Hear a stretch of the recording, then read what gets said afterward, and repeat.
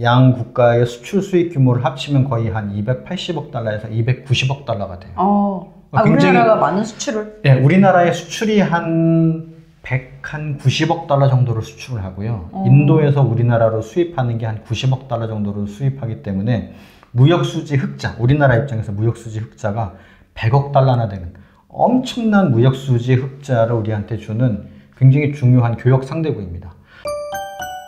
사실 인도는 우리나라 저 입장에서는 뭐 중국도 아니고 일본도 아니고 미국도 아니고 저 멀리 있는 나라처럼만 느껴져요. 인도 사람을 자주 만나는 것도 아니고 텔레비전 외신에서 보는 정도니까 국사교과서에 김수로 왕이 인도에서 온 허황후와 결혼했다, 뭐 그런 약간 로맨스적인 이야기 한 개 외에는 사실 인도를 모르는데, 우리나라랑 인도, 한국의 인도는 뭐예요? 우리나라하고 인도가 좀 먼 나라다, 아니면 관계가 별로 없다라고 생각하시는 분들이 굉장히 많으신데, 의외로 우리나라하고 인도가 특히 경제적인 면에서는 굉장히 가깝습니다. 우리나라가 이제 다른 나라하고 수출 수입을 하는 금액을 다 합쳐서 이제 교역 얘기라고 표현하잖아요.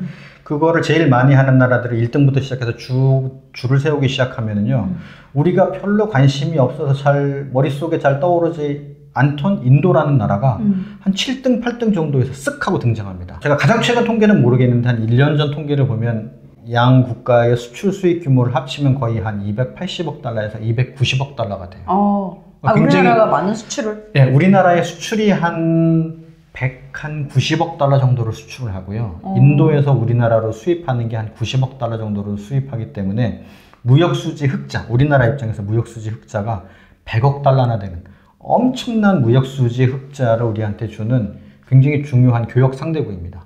두 번째로 교역뿐만이 아니고 해외 투자도 굉장히 많이 했거든요. 뭐 1990년대부터 시작해서 누적 투자액으로 따지면 뭐 거의 한 98억 달러, 99억 달러 정도가 되는, 100억 달러가 조금 안 되는 엄청난 양의 투자를 대기업, 뭐 중견기업, 중소기업이 인도 전역에다 했고요. 아주 큰 대기업부터 1인 기업까지 포함해서 1,300개 정도나 되는 기업들이 인도에 해외 투자를 했고요. 그 중에서 지금 한 530개, 540개 되는 기업들이 인도 전역에 흩어져서 굉장히 활발하게 활동을 하고 있습니다. 예를 들어 삼성전자 같은 데는 인도의 핸드폰 시장에서 중국 업체와 1, 2위를 항상 다투면서 인도 시장을 석권하고 오래됐습니다. 굉장히 오래됐습니다. 현대자동차 같은 경우에는 26년인가 27년 전에 인도에 처음 진출해서 그 당시 80%가 넘던 인도와 일본 기업의 합작 기업의 자동차 회사가 있습니다. 이제 마루티 스즈키라는 회사인데 그 회사가 80%가 넘던 시장 점유율을 쭉 뺏어와 가지고 지금은 50% 미만으로 떨어뜨려 버리고, 현대차가 보통 한 25% 정도, 기아자동차가 그거보다 조금 작은, 그래서 현대차하고 기아차를 합치면 인도에서 2위의 시장 점유율을 보유하고 있습니다. 인도 젊은이들이 엄청 좋아하는 게임, 우리나라 게임 회사가 공급하고 있고요.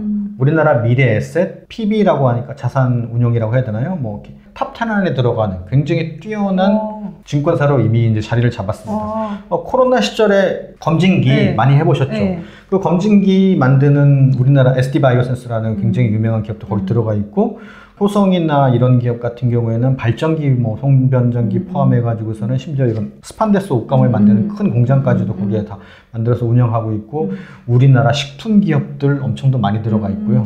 그래서 우리가 얼핏 생각하는 것과 달리 경제적으로는 인도와 우리나라가 굉장히 밀접하게 얽혀 있습니다. 우리나라가 인도에다가 지금 뭐 핸드폰, 자동차, 그다음에 뭐 가전식품 이런 거를 많이 이제 수출한다고 보고, 우리는 인도에서 뭘 갖고 오나요? 우리나라가 인도에서 가져오는 거는 거기 인도도 굉장히 큰 석유화학 수출 국가 중에 하나입니다. 그래서 이제 석유화학 첨단 제품 같은 거 이런 거 좀 들여오고요. 농수산물도 조금 들여옵니다. 그리고 일부 이제 철강이나 이런 거에 중간 제품 같은 거 좀 들여오고. 그래서 근데 솔직히 사실 인도의 산업 수준이 우리나라하고 비교해서 좀 많이 낮은 편이기 때문에 우리나라가 뭐 180억, 190억을 수출하는 동안 인도가 우리나라한테 수출하는 거에 가치는 한 90억 불, 100억 불 정도밖에 안 돼서 인도 입장에서 일방적인 무역 적자를 경험하고 있는 거 그런 나라라고 생각할 하죠. 수 있겠네요. 네네. 만약에 G2가 중국이라고 하고 G3가 인도가 되면은 G1과 싸우기보다는 G2와 G3가 싸우게 되지 않나요? 그러니까 이 질문부터 한번 시작을 해볼게요. 제가 이제 인도에 대해서 이렇게 책도 쓰고 글도 쓰고 어디 가서 강연도 하고 나면 꼭 마지막에 이 질문을 하세요. 인도가 중국을 대체할 수 있나요? 이 질문을 꼭 그쵸, 하세요. 예.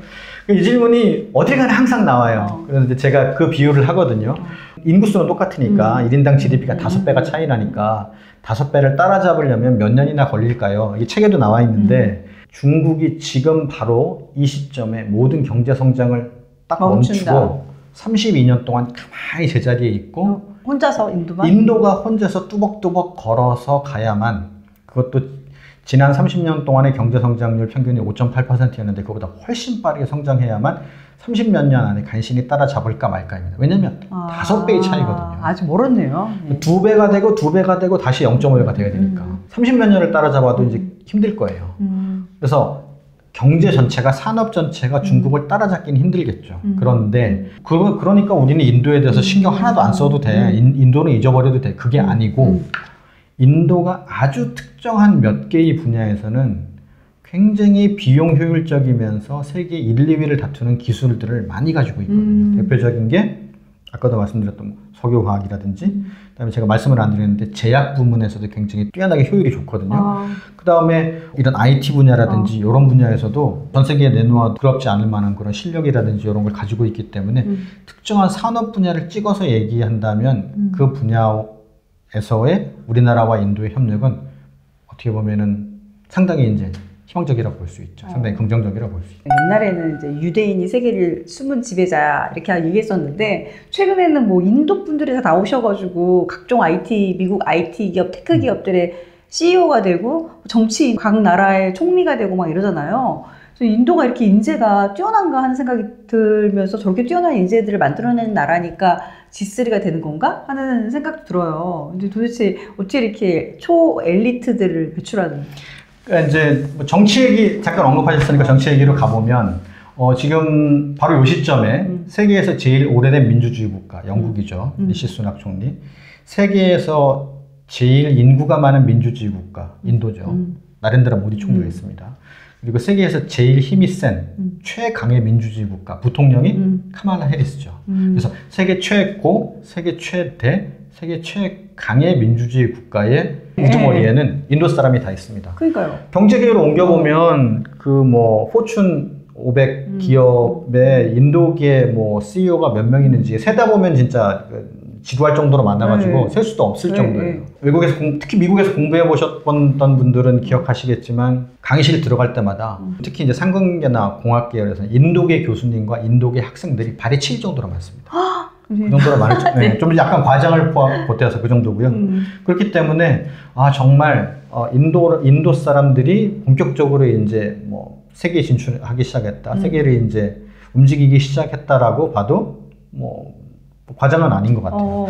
왜 그럴까를 곰곰이 생각해 봤는데 여러 가지 이유가 있겠지만 가장 첫 번째 이유는 뭐 솔직히 인구가 워낙에 많으니까요. 14억이나 되기 때문에 모집단이 크기 때문에 거기에서는 별의별 천재들도 나오고 별의별 천재들이 많이 나올 수밖에 없어요. 일단 인구가 많아서 일단 첫 번째 그거예요. 그래서 5천만, 6천만 밖에 안 되는 우리나라에서 천재가 나올 가능성보다는 14억 5천만 명에서 천재가 나올 가능성이 당연히 높겠죠. 그게 이제 너무나도 당연한 첫 번째고요.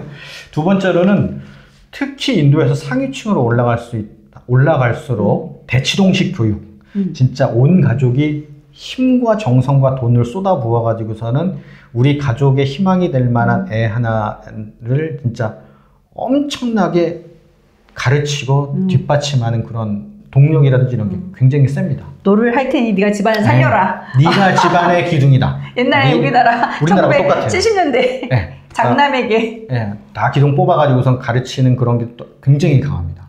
그리고 세 번째로는 그러다 보니까 이 학생도 그 무시무시한 압박과 이런 걸 견뎌내 가면서 엄청난 경쟁을 뚫고 성공하려는 의지가 굉장히 또 강합니다. 느리고 막 게으르고 이렇게 전혀 그렇지 않습니다.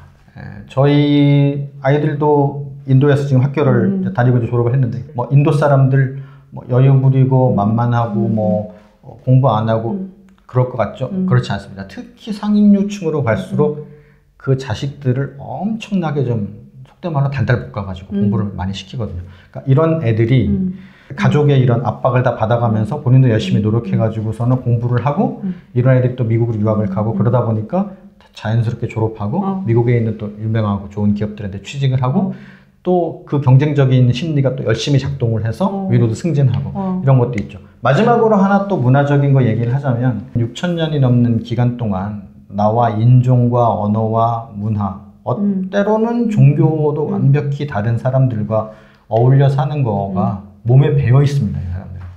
다양성이랑 이런 거에 대해서 지금 현재의 인도가 힌두교가 아닌 사람들, 특히 무슬림이나 이런 소수 종교인들, 좀 사회적으로 좀 어려운 사람들에 대해서 배타적이고 차별을 많이 한다라고 해서 모든 인도인들이 수천 년 동안 매우 배타적인 자세를 가져왔다라고 착각하시면 안 됩니다. 왜냐하면 인도라는 나라 자체가 워낙에 다양하고 복잡하기 때문에 그러한 다양성과 복잡성을 견딜 수 있는 훈련이 돼 있는 거예요. 그러다 보니까 이런 사람들이 다국적 기업에 들어가서 여러 인종과 복잡한 일하는 방식에 굉장히 빨리빨리 적응하는 거예요. 아, 네. 그 자기네들이 살아온 게 네. 있으니까. 자기들이 살아온 게 그런 적응의 연속이었거든요.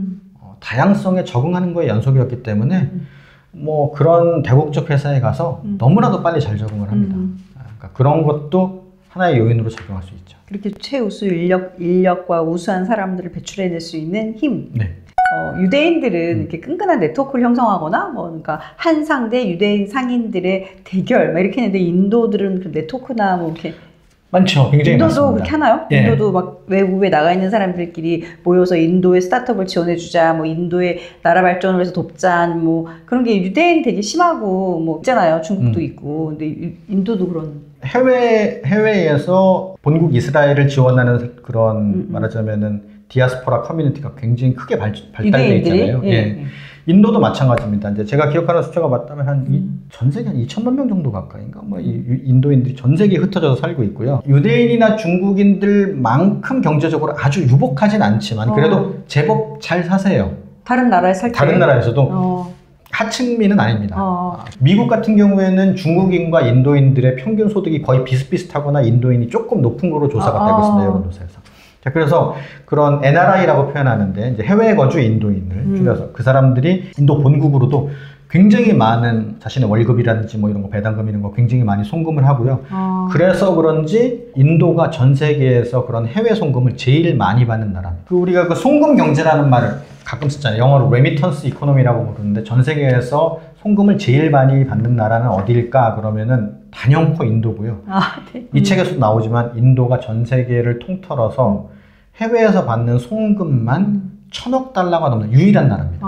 나머지 나라들은 그렇게 많이 송금 안 받는데 송금으로만 1,000억 달러를 받아요. 그러니까 전 세계에 나가 있는 인도인들이 돈을 벌어가지고 자국의 가족들이나 누구에게 다 보내는 거네요? 네, 다 합치면 1,000억 달러입니다. 제가 앞전에서 잠깐 설명드렸는데 1년에 한 500억 달러 정도 FDI 받는다고 했잖아요. FDI로 500억 달러를 받아요. 그 다음에 송금으로 그거의 2배에 해당되는 1,000억 달러를 받아요. 엄청 들어오네요. 1,500달러면 우리나라 돈으로 얼마인지 솔직히 환산도 잘 안 될 정도로 엄청난 금액입니다. 그 금액이 매년 인도에 쌓입니다. 그러니까 그걸 가지고 인프라 투자도 하고 또 뭐 부의 재분배도 하고 이런 식의 자금의 선순환이 또 이루어지는 거죠. 예. 일본에게 인도는 어떤 나라예요? 일본에게 인도는 글쎄요 한마디로 줄여서 얘기하면은 차세대 시장 제1위 후보? 일본은 인도에 진출할 생각을 가지고 인도 시장을 새로운 시장으로 이미 많이 진출했습니다. 일본 같은 경우에는 얘기가 이제 1958년으로 거슬러 올라간다. 굉장히 오래전이죠. 1958년도에 이미 일본의 원조기관인 자이카가 인도에다가 180억 엔인가 뭐 그렇게 굉장히 큰 돈을 원조로 지원해 줍니다. 아주 낮은 금리로 지원해 주기 시작합니다. 1958년이면 지금부터 거의 한 뭐 70년 전인가요? 네, 그쵸. 60몇 년 전이잖아요. 네. 일본은 인도에게 원조를 제공해요. 원조로 제공한 금액만 1958년 이후로 쭉 단순 합산을 해보면 7조 엔이거든요. 7조이나? 7조 원이 아니고 7조 엔. 네. 그거를 하나로 환산하면 대충 70조 원 정도. 70조. 그렇게 많은 돈이 인도로 간 거예요? 원조로. 싼 금리로. 엄청나게 거기에다가 자금을 쏟아부은 거죠. 그래서 거기에 가가지고 특히 많이 해준 게 지하철 공사를 되게 많이 해줬어요. 지하철. 네, 그래서 인도에 있는 큰 대도시의 지하철 1호선은 거의 대부분 예외 없이 일본이 원조 자금을 주고 일본 전동차 회사가 만든 지하철이 깔렸습니다. 뉴델리도 그렇고 뭄바이도 그렇고 벵갈루루도 그렇고 다 그렇습니다. 이제 일본은 인도에 원조를 그렇게 오랫동안 하고 그랬으니 인도가 일본을 좋아하겠네요. 도와주는 나라라고 생각할 수 있는 건가요? 상당히 특별 대접을 해줍니다. 상당히 아주 단적인 예로 제가 이제 거기 있으면서 한번 겪은 건데 인도는 자기 나라에 오는 외국인을 대상으로 비자를 한 24개 정도를 종류에 따라서 발급을 해주거든요. 학생 비자, 관광 비자, 뭐 공용 비자 이렇게 발급을 해주는데 맨 마지막 24번 비자가 도착 비자입니다. 원칙적으로 인도는 도착 비자를 허용하지 않는 나라입니다. 무조건 출발하는 국가에서 비자 받고 와야 돼요. 근데 24번에 버젓이 도착 비자가 있어요. 더 재미있는 건 거기에 비고란에 딱 이렇게 적혀 있습니다. 일본인 전용. 아, 일본인들의 기다 비자도 진짜로요. 바로 인도에 가서 진짜로. 바로 할 수 있는. 그러니까 일본인은 일본인이기만 하면 인도 갈 때 그냥 비행기 타면 됩니다. 그렇구나. 인도 도착해서 도착 비자 받으면 됩니다. 우리나라는 일본 70조화 할 때 우리는 얼마였지? 일단 인도가 G7 국가 이외에는 원조를 안 받았어요. 그러니까 이제 얘기가 이제 어떻게 되냐면은 원조를 받으려면 받는 나라에서 그걸 처리하는 공무원들이 능력도 있고 또 인원수도 많아야 되잖아요. 인도가 공무원들 수도 적고 능력도 안 되니까 일단 G7 원조만 받을게라고 해서 미국, 영국, 프랑스 같은 G7에서만 원조를 받은 거예요. 그러다가 일본까지 됐는데 우리는 없으니까 거기가 나렌드라 모디 총리가 다시 등장합니다. 딱 등장해서 이 사람이 아니 왜 G7 국가로부터만 받느냐, 이렇게 금리도 싼 양질의 자금을 G7 이외의 국가에서도 받자. 그래서 이제 뭐 대표적인 게 우리나라죠. 그래서 나렌드라 모디가 총리로 등장하면서 우리나라 같은 G7 이외의 국가로부터도 원조를 받겠다라고 선언을 하고 그래서 그 다음부터 비로소 우리나라가 이제 원조를 줄 수 있게 된 거고, 실제로 2022년이었던가요? 우리나라가 이제 한 1억 달러에 해당되는 원조를 인도한테 처음으로 이제 줬습니다. 얼마 안 됐죠. 2023년도에 줬으니까 4개월, 5개월 정도 된 거죠. 이제. 지금? 네. 중국에게 인도는 뭔가요? 중국에게 인도는 이웃인데 매우 껄끄러운 이웃? 인도도 중국에게, 중국도 인도에게 매우 껄끄러운 이웃입니다. 매우 껄끄러운 이웃이고요. 역사상 서로 막 싸웠나요? 그래서 막 중국하고 인도하고 1960년대 초반에 막 전쟁도 하고 뭐 그걸 싸우고 있는 두 개의 당사국이 되보면 굉장히 괴롭거든요. 아주 껄끄러운 인구수는 비슷한데 나보다 경제 규모는 5배나 큰 나라가 국경선을, 심지어 그 국경선은 현대적인 의미로 제대로 확정도 안 돼 있습니다. 지금 약간 애매한 상태로. 국경선이 어딘지 정확히 몰라요. 인도 입장에서 생각해 보십시오. 국경선을 마주하고 있는데 그 국경선이 확정도 안 됐어요. 그러니까 나보다 경제 규모는 5배나 커요. 나도 핵보유국인데 얘도 핵보유국이에요.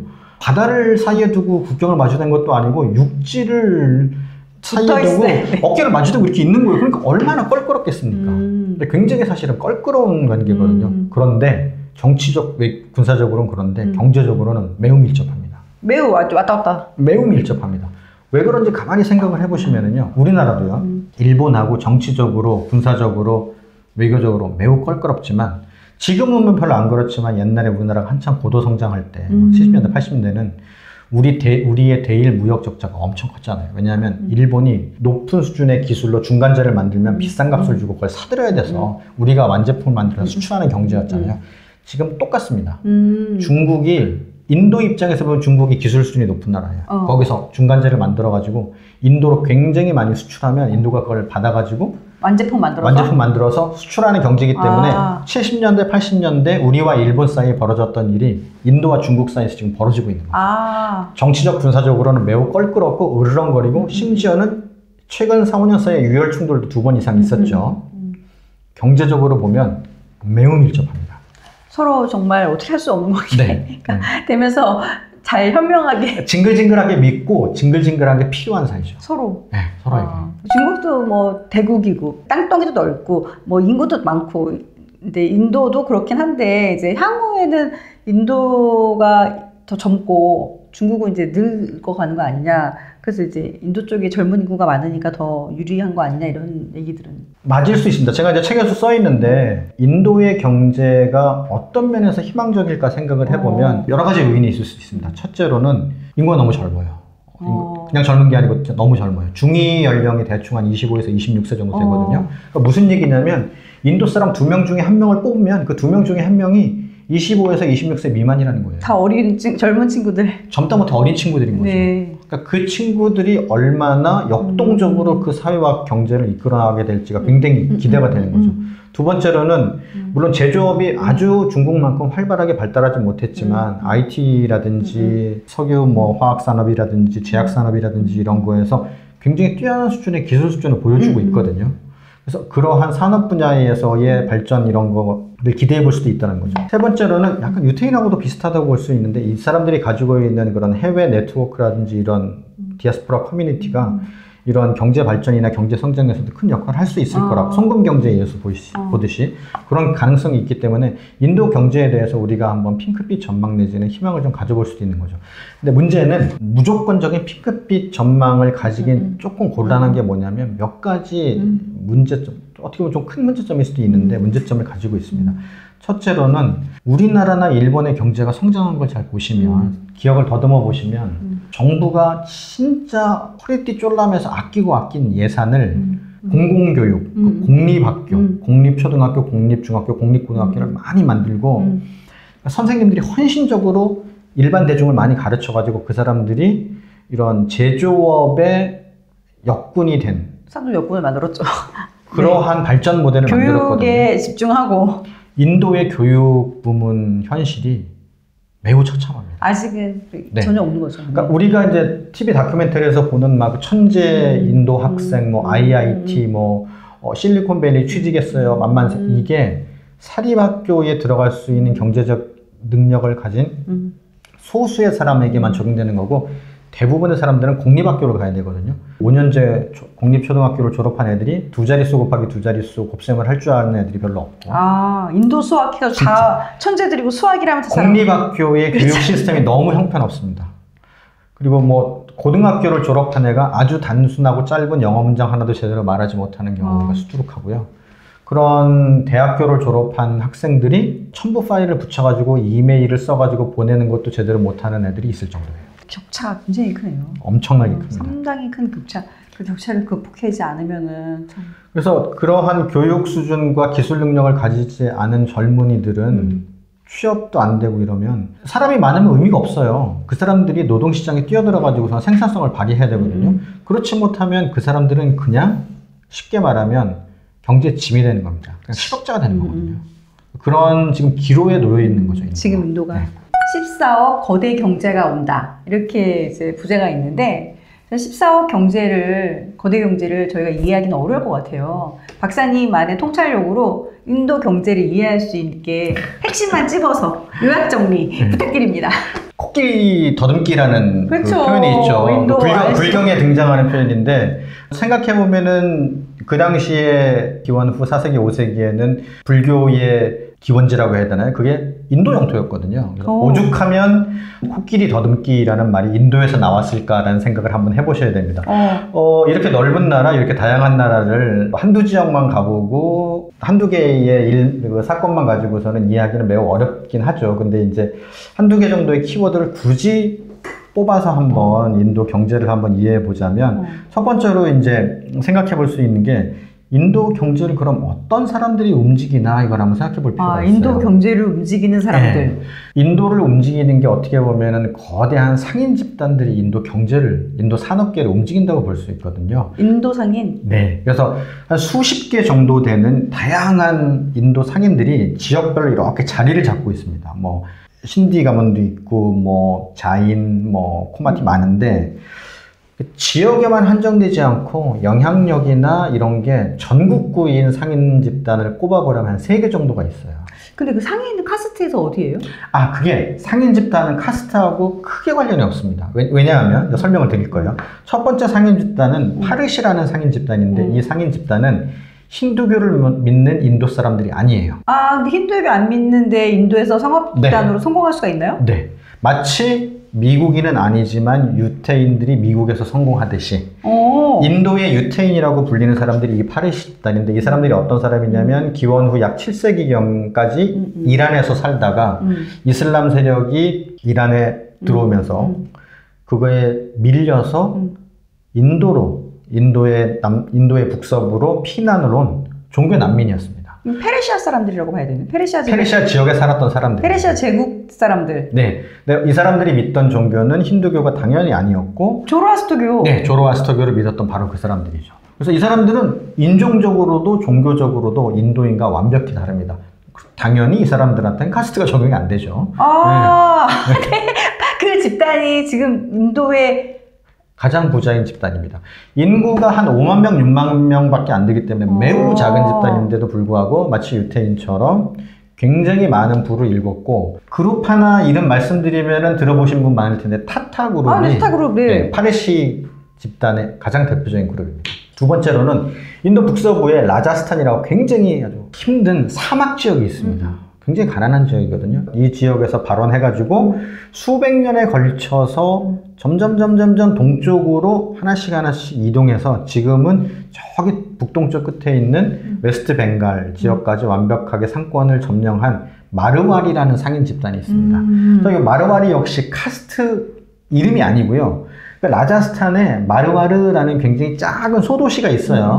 그래서 이제 이 도시 사는 사람들이 상업에 많이 종사하니까 이름을 붙였다가 이게 마치 그냥 보통 명사화 돼가지고 라자스탄 주 전체에서 이제 상업에 종사하는 사람을 그냥 마르와리라고 부르는 이름이 됐거든요. 그래서 이제 카스트 계급에 상관없이 라자스탄 출신이면 저 사람은 마르와리 상인이야. 그러니까 이름이 그렇게 이제 보통 명사화가 돼버린 거죠. 그래서 요거의 가장 대표적인 집단이라고 하면 혹시 그 철강업이나 중공업에 종사하시는 분은 들어본 적이 있으실 수 있는데 아르셀로미탈이라는 세계에서 두 번째로 큰 철강 기업이 있습니다. 네, 페스코가 가보가 그러는 것 같은데요. 그래서 아르셀로미탈이라는 세계에서 두 번째로 큰 철강 기업을 가지고 계신 락슈미 미탈이라는 사람이 대표적인 마르와리 기업이고요. 세 번째는 우리가 계속 여태까지 얘기했던 구자라트라는 지역에서 발원한 구자라티라는 상인 집단이 있습니다. 구자라티가 모디가 있는 구자라티. 거기도 상인 집단이. 거기에 상인 집단이 있는데 그거를 대표하는 사람이 지금 현재 시점 2024년에 인도에서 첫 번째 또는 두 번째로 잘 사는 사람이 누군지를 다투는 무케시 암바니라는 집안과 가우탐 아다니라는 집안, 이 두 개의 집안이 바로 구자라트 출신의 상인입니다. 이 세 개의 상인 집단이 어떤 경우에는 서로 다른 산업에서 어떤 경우에는 같은 산업 내에서 서로 경쟁하기도 하면서 대기업이 끌고 대기업이 밀어주는 이런 경제 성장을 지금까지 이뤄낸 거죠. 그 세 개의 집단이 현재 인도 경제를 이끌고 있는 힘. 네. 그러니까 이제 포브스나 이런 데서 인도에서 가장 잘 사는 사람 10개 가문 이렇게 뽑으면 그 중에 한 8개에서 9개가 꼭 이 세 개 집단입니다. 물론 그 밑으로 내려가서 일반 중견기업으로 가거나 중소기업으로 가면 다른 성씨를 가진 사람, 다른 상인 집단에서 많이 거기 있죠. 근데 이제 전국구가 어디일까 보면 그 세 개 집단에서 상당 부분을 독차지하고 있습니다. 우리나라의 삼성, LG, 현대 같은 그런 것을 이끌어가는 기업 상인 집단이다라고 보면 되겠네요. 그렇죠. 세 개의 경제 집단 얘기를 했으니까 그러면은 인도를 이끌어가는 경제 중심지는 어디일까요? 한번 생각해 보면 재밌거든요. 가장 먼저 인도 하면 지금 현재 시점에 가장 중요한 경제 중심지는 두말할 나위 없이 뭄바이입니다. 옛날 이름 봄베이. 마하라슈트라주라고 하는 넓은 주의 이제 주도이고요. 금융이라든지 각종 은행 산업, 금융, 보험 산업 이런 것들이 다 뭄바이에 몰려 있습니다. 인도에는 두 개의 큰 증권거래소가 있는데 그 증권거래소가 뉴델리도 아니고 뭄바이에 있고요. 웬만한 큰 은행들의 본점은 다 뭄바이에 있습니다. 웬만한 증권회사의 본점은 다 뭄바이에 있고요. 심지어 제가 알고 있는 게 맞다면 인도 중앙은행도 본점이 뭄바이에 있습니다. 뭄바이가 경제 중심지. 한국은행이 뭄바이에 있는 거예요. 뉴델리가 아니고. 그쵸. 거기에 있는 거예요. 그래서 뭄바이가 가지고 있는 특히 금융산업에 있어서의 영향력이나 이런 게 상당히 막강하고요. 이게 또 어디에서 바탕이 됐냐면 파르시 집단이 페르시아로부터 종교 전쟁을 피해가지고선 내려와가지고 지금 현재 가장 많이 거주하고 있는 도시가 뭄바이예요.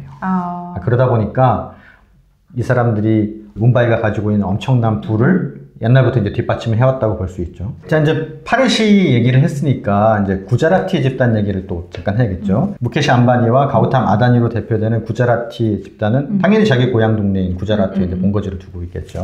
구자라티 이렇게 보면은 강아지 입처럼 생긴 쿠치만에 북쪽에 있는 문드라 항구, 남쪽에 있는 잠나가르라는 도시에 아다니하고 이제 암바니 가문이 각각 본거지를 트고 있단 말이에요. 거기서 석유화학단지도 엄청나게 큰 거 있고 그다음에 자동차 산업, 제약 산업 뭐 이런 것들이 엄청나게 발전한 그런 지역이란 말입니다. 그래서 마하라슈트라, 그다음에 이제 구자라트라는 지역이 인도 경제를 이끌어간다고 볼 수 있고, 그다음에 우리나라 현대자동차도 입주해 있는 저 남쪽 끝에 타밀나두라는 지역이 있어요. 세계사를 좀 공부해 보신 분들은 마드라스라는 그 인도 항구의 이름을 얼핏 들어보신 기억이 있을 텐데, 그게 현대로 와서는 이제 이름이 챈나이로 바뀌었거든요. 그래서 거기에 현대자동차가 1996년인가 7년도에 이제 처음 입성을 해서 굉장히 많은 고생도 하셨지만 또 지금 엄청나게 큰 자동차 생산 공장을 유지하고 그렇게 하고 있거든요. 그래서 북인도의 구자라트가 북인도 제조업의 중심이라면 남쪽에 있는 타밀나두가 남인도 제조업의 중심? 이렇게 볼 수 있습니다. 어떤 사람들은 챈나이가 굉장히 많은 자동차 거의 100만 대 이상 만들어낸다고 해요. 그래서 챈나이라는 도시를 인도의 디트로이트다 이렇게 이제 별명으로 얘기하시는 분들도 있거든요. 그 정도로 이제 자동차 산업, 그리고 그거와 연관되어 있는 각종 부품 산업이 굉장히 많이 발전되어 있습니다. 마하라슈트라, 구자라트, 타밀나두 다음으로 한 4번째 정도로 인도의 경제를 움직이는 지역이 어디일까 생각해 보면 인도 남서부에 있는 카르나타카라는 지역을 우리가 생각해 볼 수 있거든요. 미국의 실리콘밸리가 있다면 인도 사람들은 우리에겐 벵갈루루가 있어 라고 말하는 그 인도의 실리콘밸리라 불리는 벵갈루루가 바로 여기에 있습니다. 인도에서 스타트업 기업이 10개가 만들어지면 그 10개 중에 4개, 5개 정도는 바로 요 벵갈루루라는 도시에서 만들어집니다. 맨 처음에는 여기가 인도의 가장 껄끄러운 이웃인 중국으로부터 멀리 떨어져 있고 한 800m, 900m 정도 되는 높은 고원에 있기 때문에 기후도 되게 선선하거든요. 그래서 여기에서 맨 처음에는 군수산업이 발전하기 시작했어요. 근데 군수산업이 뭐하고 곧바로 연결됐냐면 컴퓨터나 IT 산업하고 기술 곧바로 연결되잖아요. 맞아요. 군수산업에서 그래서 벵갈루루가 자연스럽게 군수사업 다음에는 IT 산업이 발전하게 되었고, 지금 이름만 대면 알 수 있는 위프로라든지 인포시스라든지 타타 컨설턴시 같은 굉장히 유명한 IT 기업들이 대부분 자기의 본사를 벵갈루루에 두고 있습니다. 그래서 결론으로 말씀드리자면 마하라슈트라나 구자라트, 타밀나두나 카르나타카 같은 이런 지역들이 경제의 중심 지역, 경제를 움직이는 경제의 중심지라고 볼 수 있죠. 그리고 우연찮게 마하라슈트라는 파르시 집단의 근거지인 거고, 구자라트는 구자라티 상인 집단의 또 근거지라고 할 수 있는 거죠.